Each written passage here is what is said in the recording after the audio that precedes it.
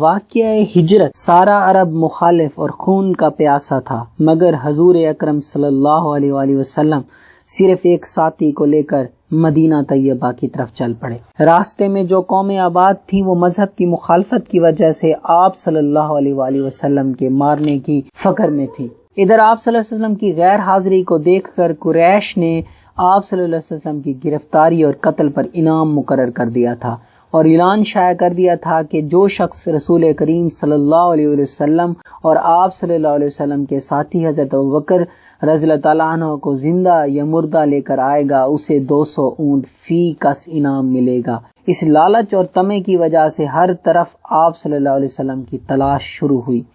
ایسے موقع پر بہادر سے بہادر انسان بھی دل ہار بیٹھتا ہے، اور اگر کوئی نہایت قوی دل، نہایت دلیر اور خلاف معمول جرأت رکھنے والا انسان بھی ہو تو اس پر بھی خوف ایسا طاری ہو جاتا ہے کہ اس کی ہر ایک حرکت اس کا اظہار ہوتا ہے۔ لیکن حضرت نبی کریم صلی اللہ علیہ وسلم دنیاوی لوگوں میں سے نہ تھے۔ آپ صلی اللہ علیہ وسلم کی نظریں دنیا کی طرف سے نہیں لگی ہوئی تھی، بلکہ آپ صلی اللہ علیہ وسلم کی نگاہ خدا تعالیٰ کی طرف اٹھی ہوئی تھی۔ دنیا کے اسباب آپ صلی اللہ علیہ وسلم کے مد نظر نہ تھے۔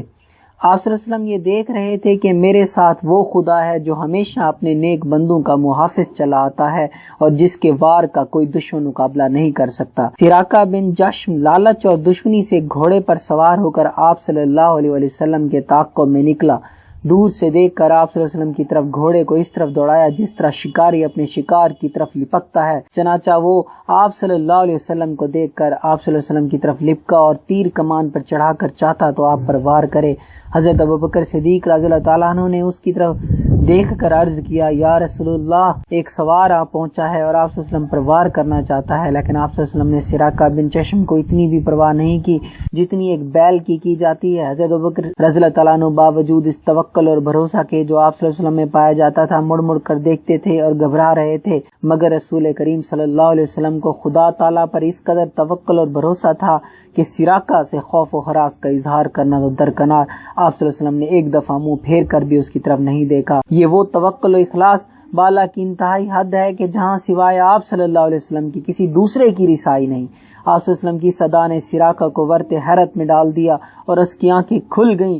میں کس انسان کا پیچھا کر رہا ہوں؟ وہ مدت المیراث کا نظارہ کو اپنے محافظ سے نہیں ہٹا سکتا، بلکہ وہ ہمیشہ اس خلاف معمول واقعے کو بیان کرتا رہا اور کہا کرتا تھا، میں گھوڑے دوڑاتے دوڑاتے اس قدر نزدیک ہو گیا کہ میں آپ صلی اللہ علیہ وسلم کے قرآن پڑھنے کی آواز سن رہا تھا۔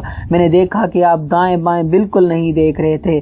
ہاں، ابو بکر رضی اللہ تعالیٰ عنہ بار بار دیکھتے تھے۔ آپ صلی اللہ علیہ وسلم کے اللہ تعالیٰ کے سچے رسول ہونے اور آپ صلی اللہ علیہ وسلم کے تمام کاروبار کے من جانب اللہ ہونے کے لیے یہی کافی ہے۔ کفار قریش نشان قدم پہنچاتے پہنچاتے اور پتہ لگاتے لگاتے جب غار ثور تک پہنچے تو حضرت ابوبکر صدیق رضی اللہ تعالیٰ نے ان کی آہٹ سنی، نہایت مضطرب ہوئے اور آپ صلی اللہ علیہ وسلم سے عرض کیا کہ کفار آپ پہنچے ہیں۔ حضور کریم صلی اللہ علیہ وسلم نے ایسی نازک حالت میں جبکہ موت آنکھوں کے سامنے پھر رہی ہو اور تمام امیدوں کا خاتمہ تھا، بے نظیر توکل باللہ واستقلال العظیم کی مثال جو مردی سے ارشاد فرمایا، اے ابو بکر کیا غم ہے، اللہ ہمارے ساتھ ہے۔